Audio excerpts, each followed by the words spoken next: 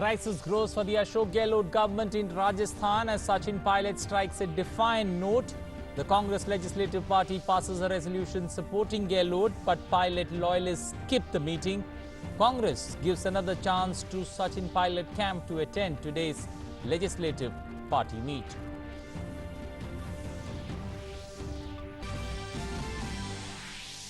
India and China to hold the next round of military talks today.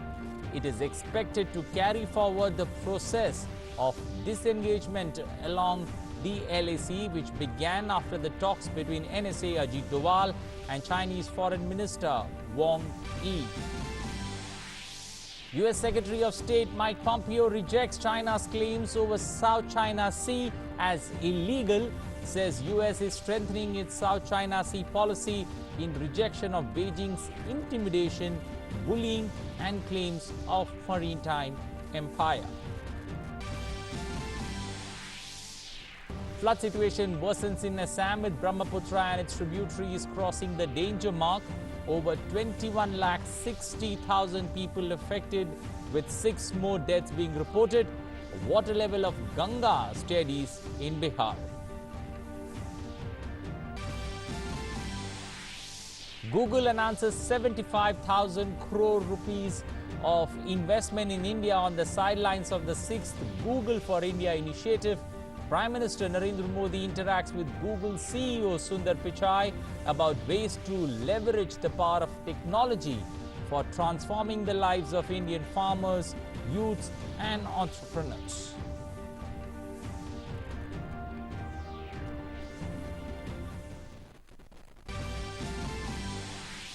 The COVID-19 recovery rate in India climbs to 63%, recovery rate higher than the national average in 19 states. More than 219,000 samples tested in the last 24 hours across the country. Bengaluru to go under lockdown for a week from today night to curb the spread of the disease.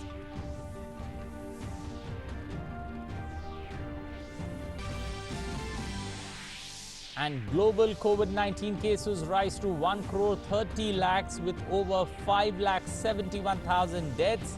WHO chief again warns that the pandemic may get worse if people do not follow the basic public health principles.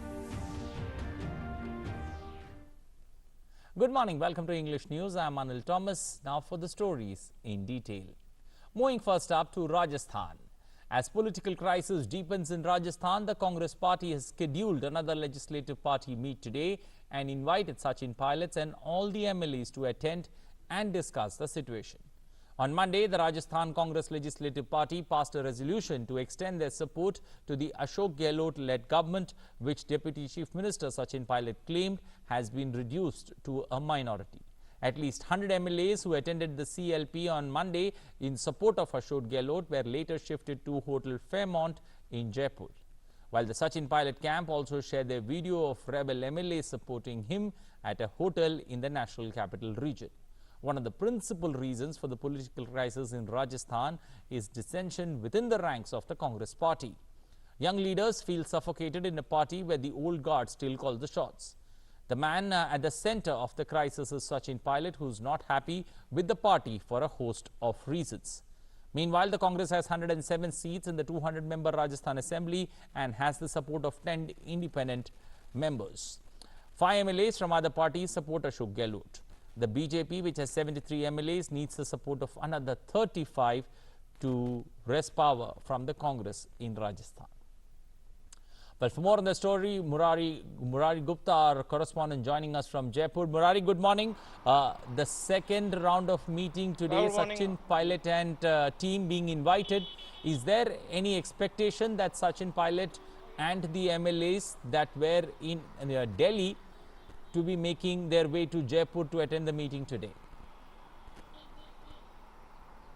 Anil, अभी राजस्थान में उठापटक का दौर बिल्कुल लगातार जारी है और सरकार बनाने के लिए प्रयास किया जा रहा है कि सरकार अस्थिर नहीं हो। इसके लिए आज फिर से सीएलपी की मीटिंग बुलाई गई है दिल्ली रोड के होटल में, जहां सारे विधायक रुके हुए हैं।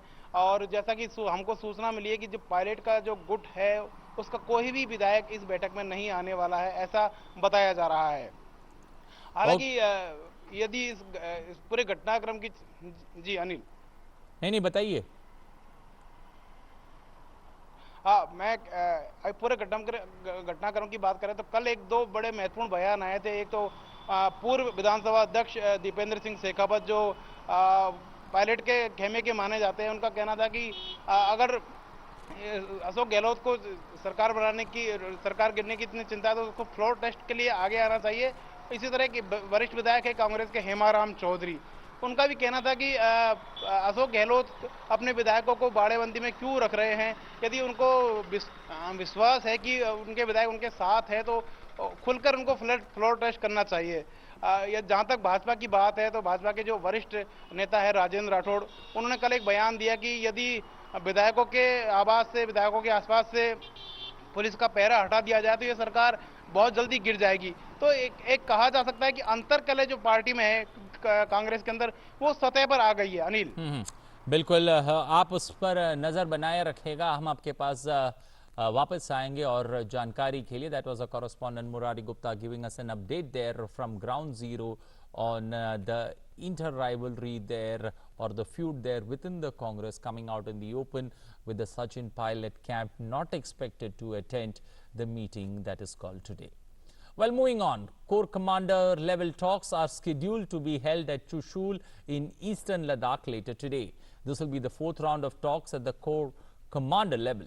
According to sources, after the first round of talks, Chinese troops withdrew from the Galwan Valley according to the agreed upon procedure. Further, according to reports, the Chinese army has also reduced its presence at the ridge line of Finger 4 in the last 1 week. Also, Chinese have withdrawn from their positions at point 14, 15 and 17 as per reports. Today's talks will most likely see discussions on withdrawal from Pangong and remaining finger points. Well, for more on that story, Ramesh Chandra, our correspondent, joining us with more from Leh. Ramesh, good morning. The fourth round of talks today, the other places, the Pangong and the remaining finger points that could be up for discussions through, disengagements there in the fourth round of talks. What more is expected as the two commander level, bosses meet? Yeah, the Corps Commander level talks are progressing positively, and both the sides have realized staying close along the line of actual control of two big armies is not good for anybody. Okay. So this has been taken a call on previous meetings, 3 meetings. Now today is the 4th meeting to disengage the forces along the line of actual control, and especially at the friction points, okay, like Galwan and Gogra and Hot Springs. Now the focus is on at Finger 4 and the Depsang area, the plain area is, and these are the 2 points that are going to be discussed today in the second phase of disengagement. Okay, how do you look at it? The Finger area and the Dipsang plains, both these areas, the army has been monitoring those situations there about the withdrawal or the disengagement by the Chinese troops. We've seen movement there, after that June 30th talks at the commander level, also the June 5th talks between NSA Ajit Doval and his Chinese foreign minister there. Do we see further steps of de-escalation and tensions between India and China finally getting reduced, with disengagement taking place at all points of contention? Yeah, this after 30th there is a movement of PLA from Finger 4. Okay. This is what the army sources are observing, and they are monitoring the situation there. And after 5th meeting between NSA Ajit Doval and Wang Yi of Chinese foreign minister, these decisions is to disengage, to de-escalate the tensions between the two armies along the friction points. Now, de-escalation is taking place, and it has to be at a distance of 2 kilometers, the buffer zone that was agreed upon for now. Okay. And from there, from Finger 4 to Finger 6, they have to move further. Okay, we'll leave it there. Thank you and appreciate you joining us, Ramesh Chandra, with those updates there from Leh. Top Indian and Chinese generals meeting today as talks enter a crucial phase. Well, moving on, the United States has once again voiced its concern over China's aggressive expansionist policy. U.S. Secretary of State Mike Pompeo has stressed that the world will not allow Beijing to treat the South China Sea as its maritime empire. He said that Beijing's claim to offshore resources across most of the South China Sea are completely unlawful as its campaign of bullying to control them. In a statement, Pompeo said that the U.S. champions a free and open Indo-Pacific, referring to the July 2016 unanimous decision of an arbitral tribunal rejecting China's maritime claims in the South China Sea and siding with the Philippines. The U.S. State Secretary said that the arbitral tribunal's decision is final and legally binding on both parties, as China has been a signatory of the 1982 Law of Sea Convention. Stating that China's predatory worldview has no place in the 21st century, Pompeo said that Beijing uses intimidation to undermine the sovereignty rights of Southeast Asian coastal states in the South China Sea and replace international law with might makes right.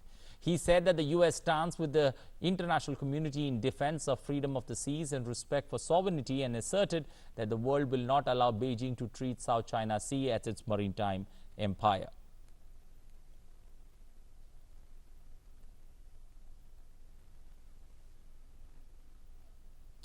Well, for more on the story, Abhishek Jha, correspondent, joining us this morning. Abhishek, why is the South China Sea so contentious in the first place? We've heard what Mike Pompeo said, but what has been the reaction from the Chinese end?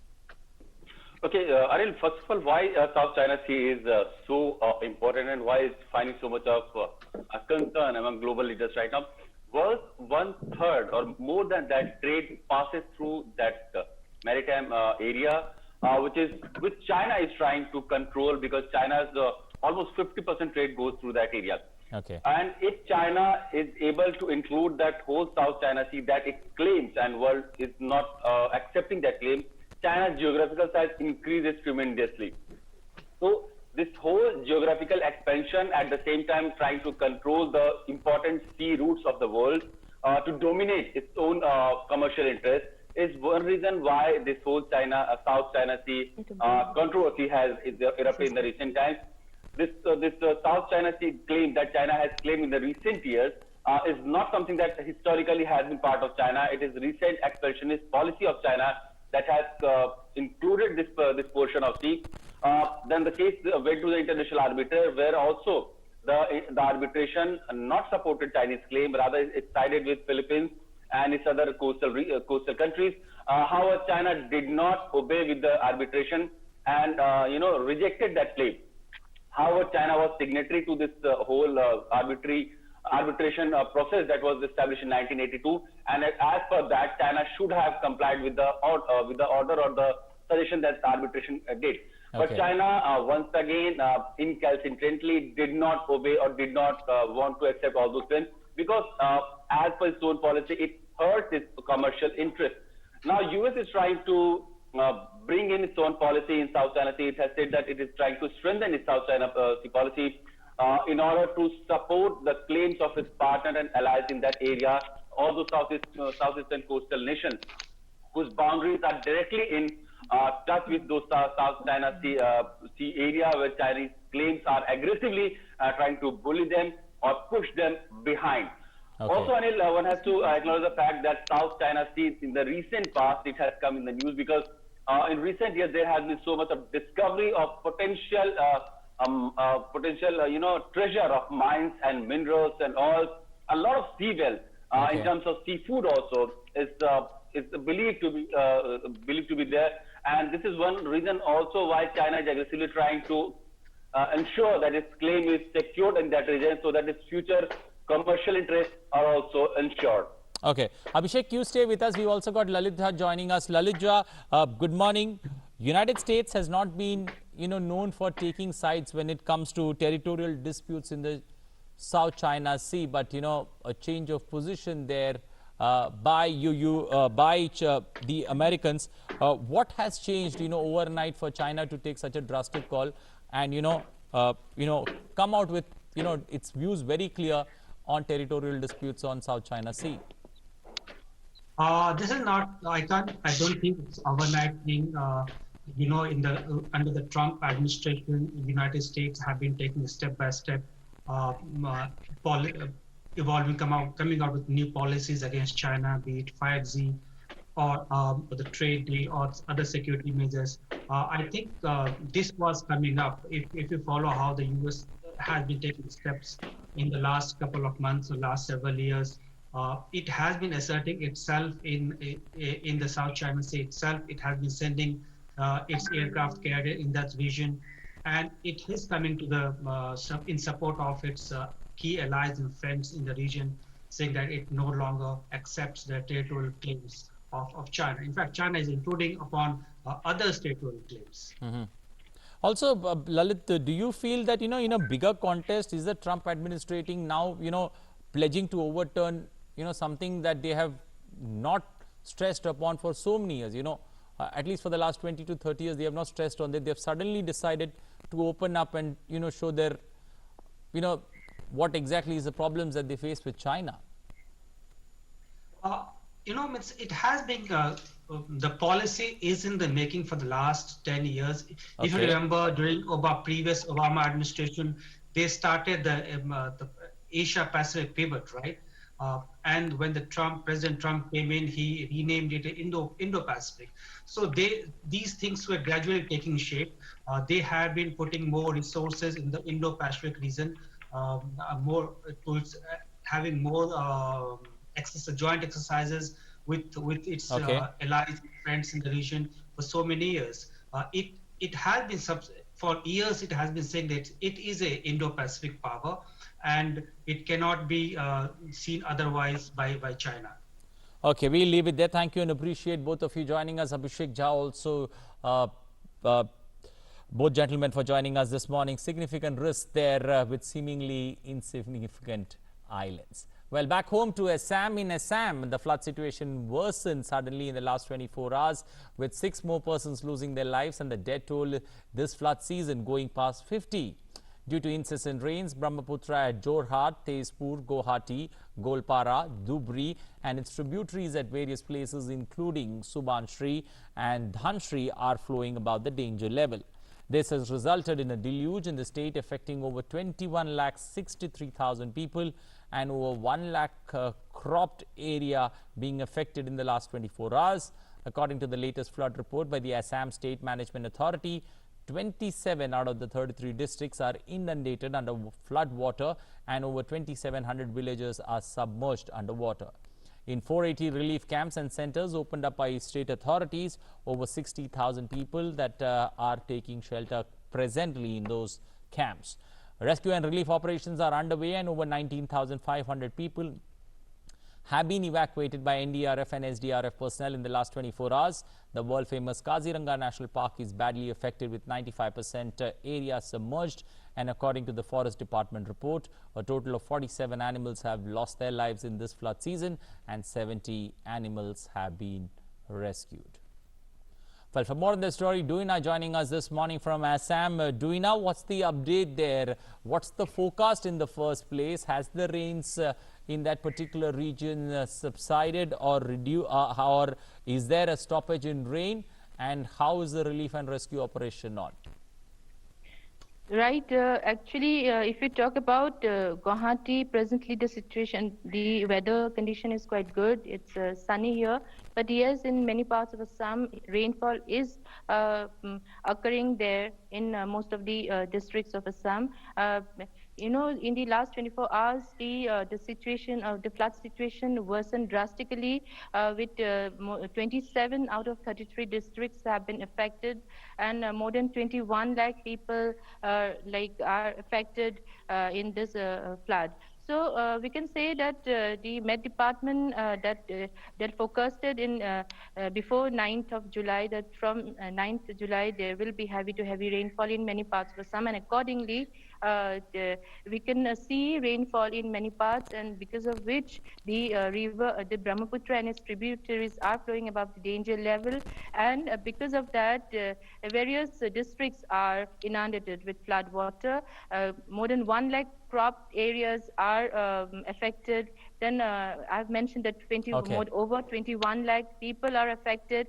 Yes, the relief and rescue operations, if we talk about, then the operations are underway. NDRF personnel, SDRF personnel, and the local people, they are evacuating people from different places to a safer zone. Yes, if you talk about the last 24 hours, more than 19,500 people have been evacuated from various places. And if you talk about the different district administrations, yes, they are monitoring the inmates who are taking shelter at various relief camps and centers. The relief distribution materials are also being provided to those inmates. And yes, the Chief Minister Sarbananda Sonowal is also monitoring the whole situation, reviewing a meeting. He mentioned, in fact, he asked all the MPs and MLAs to visit those affected places and lend their hands for rescue and relief operation.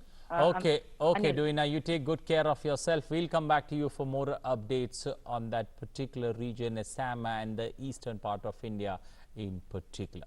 Well, that's all we have time for in this edition of news. Thanks for watching, but do take good care of yourself and do not forget to maintain social distancing. Bye for now.